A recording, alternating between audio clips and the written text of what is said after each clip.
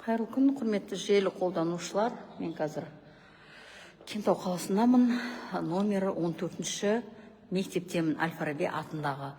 Бұл жерде мен мұғалімдердің шағымы бойынша келгенмін. Яғни сағат бөлу барысы бойынша үлкен сұрақтар туындап жатыр. Сағаттар дұрыс емес бөлініп жатыр. Одан бөлек тағы да осы жерге қазір полиция қызметкерлері шақырдық. Өйткені жұмысқа орналастырып берем деген оқу ісінің меңгерушісі бір азаматшадан қаржы алды деген күдік бар. Сол күдігімізді қазіргі таңда сейілту үшін полиция қызметкерлері шақырдық. 102-ге хабарласып, яғни мен қазір Кентау қаласы номері 14-ші мектепте тұрмын. Үлкен мінберлерден айтылып жатыр, министрдің өзі айтып жатыр, осы жұмысқа орналасу барысында қаржы алмау керек деп айтып жатыр, бірақ оны еститін құлақ кем деген сияқты. Сондықтан да қазір осындай күдік, мынау Кентау қаласы 14-ші мектепте осындай азаматшаның, қазір ат жөнін айтпай қойын, азаматшаның шағымдану негізінде осы жерге қазір келдік. Соның барлығын анықтау мақсатында Кентау қалалық полициясына телефон соғып, осы жердеміз қазір. Полиция қызметкерлері, қазір учаскелік инспекторлар келді. Енді қазір тағы да группа келу керек. Осындай мәселе. Жалпы жұмысқа орналасу барысында мектептің лауазымды қызметкерлері қаржы алу барысы дұрыс емес. Сондықтан да енді бұл жалпы бүгінгі таңда қазір күдік болып тұр. Енді осы бойынша ары қарай мен ақпарат таратамын. Қазір осы мектепте маған бастауыш класс мұғалімі шағымданған. Сағаттар жетіспейді. Кейіннен қабылдап қойған мұғалімдер өте көп. Сол қабылданған мұғалімдерге сағат қазіргі таңда жеткізу процесі өте күрделі болып жатыр екен. Бұрыннан тұрақты жұмыс істейтін мұғалімдер сағатсыз қалып отыр. Кейінгі қабылданған мұғалімдер сағат алып отыр деген бұл жерде қазіргі таңда полиция қызметкерлерін шақырдық. Қазір полиция қызметкерлерін шақырдық. Жұмысқа орналастырам деп осы жерде оқу ісінің меңгерушісі қызметін атқаратын азаматша қаржы алды деген күдік бар. Және келетін болды ма? Группа? Неке бұл Кентау қаласы номері 14-ші Әл-Фараби жалпы білім беретін мектебі. Осы жерде тұрмыз қазір. Құқықтық баға сұрау мақсатында 102-ге хабарластық. Енді 102-ден қазірше учаскелік инспекторлар келді. Енді қазір тергеу мен анықтаушы келу керек. Сол кісілер. Бұл номері 14-ші жалпы білім беретін орта мектеп. Енді қазір көп мектептерде сағат жетіспеушілігі орын алуда, себебі мұғалімдерді көптеп алып қойған мектептер. Мұғалімдерді көптеп алып қойған, сағаттар жетіспей жатыр. Енді бұл жерде маған жеткен ақпаратқа сәйкес бірінші сыныпқа баратын балалар саны қазір аз дейді, былтырғымен салыстырғанда. Сөйтіп бірнеше мұғалімдер сағатсыз қалып кететін қаупі бар екен. Соны өз көзіммен көріп, анықтап, журналистік зерттеу жасау үшін келгенмін номер 14-ші мектепке.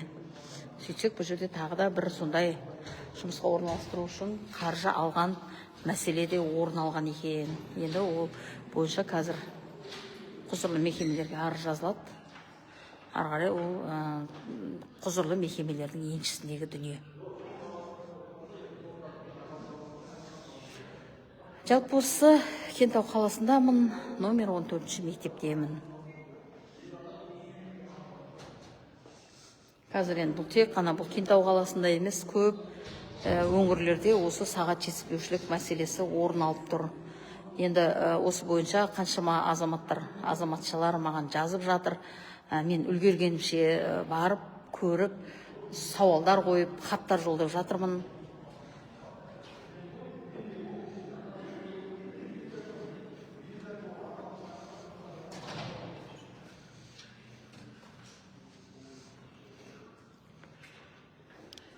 Дәл қазір Кентау қаласындамын.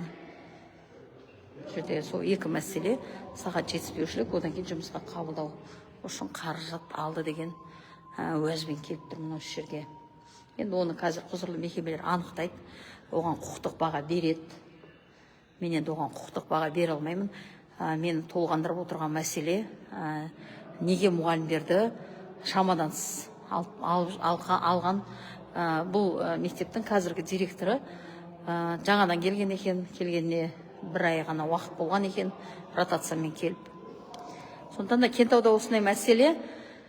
Кентау қаласының білім бөлімінің басшысы Әділ мырза қазіргі таңда Астанаға командировка кетіп жатыр екен. Конференция деді ма, білмеймін, енді ол кісі жоқ екен орында. Сондықтан да білім бөлім басшысы болмағаннан кейін біз енді құзырлы мекемені осы жерге шақырып отырмыз, яғни полицияны.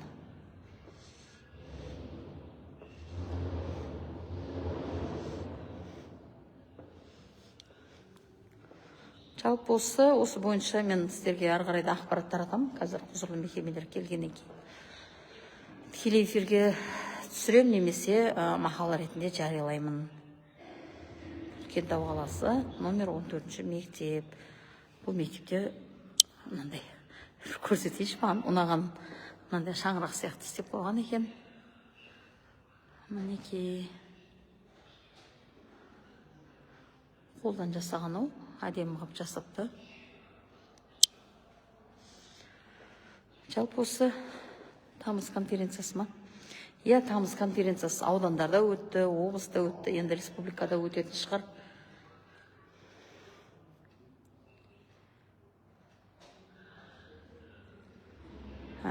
Мектептердегі ремонт мәселелері әр өңірде әртүрлі қарастырылама дейді.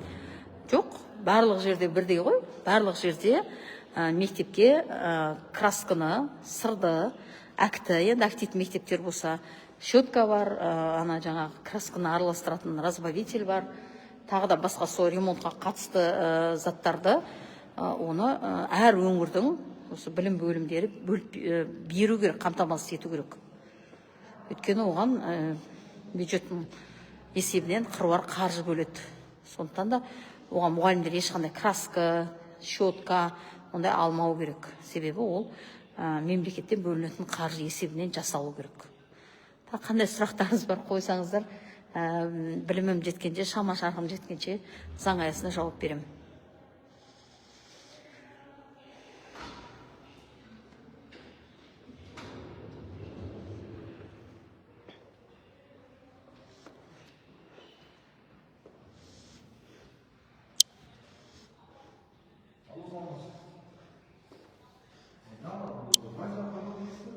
Күтіп отырық. Бұлар учаскелік инспекторлар, енді жаңа басқа да лауазымды азаматтарды шақырамыз деген ғой. Күтіп отырмыз соны.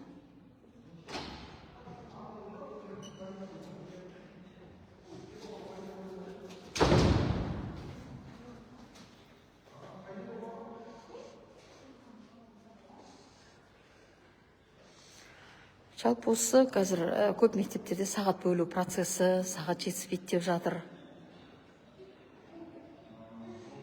Кейбір мектептер мұғалімдерді шамадан тыс алып тастаған. Оның барлығының отбасы бар. Барлығы жұмыс жасағысы келеді.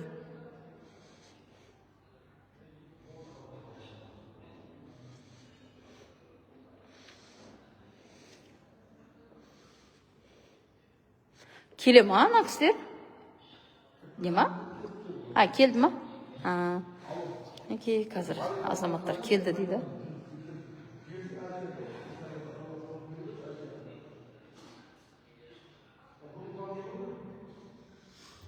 Осы эфирімді сақтап қойғанда бұл сақталады ғой ол кісі.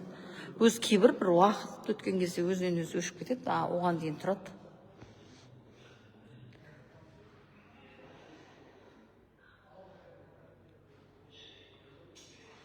тағы қанша уақыттан кейін, біраз уақыттан кейін осы жерде оқушылар жүреді. Биылғы жаз тез өтіп кеткен сияқты, білмеймін, өзіме тез өтіп кеткен сияқты. Күні кеше ғана демалысқа шыққан еді қызым. Енді қазір мектепке дайындау керек.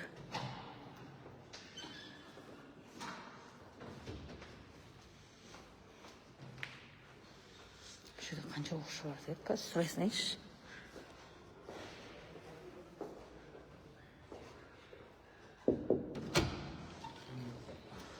Сәлеметсіздер ма, кешіріңіздер. Ана кісі азаматша келген жоқ па? Келген жоқ па? Неше оқушы бар мектепте? 1950 ма? А проектный мощность қанша?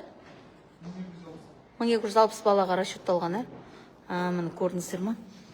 Бұл жерде проектный, сәлеметсіздер ма? Проектный мощность бойынша 1250 балаға расчетталған, ал қазіргі таңда оқып жатқан 1800 бала дейді. Сонда көрдіңіздер ма, қанша бала бұл жерде артық. Жалпы бір 600-ге жуық бала артық деген өзімнің ойым бар, енді жалпы жаңа естіген бойынша. Мінекей полиция қызметкерлері келді, ақпаратты енді қазір кейінірек таратамын. Қазір енді ішке кірейік.